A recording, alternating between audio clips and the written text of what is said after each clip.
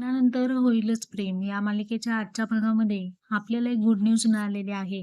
Doctor घरी येऊन जीवा आणि नंदिनी हे पुन्हा आई बाबा होऊ शकतात अशी गुड न्यूज देतात. पार्थ आणि काव्या त्यांच्या रूममध्ये असतात.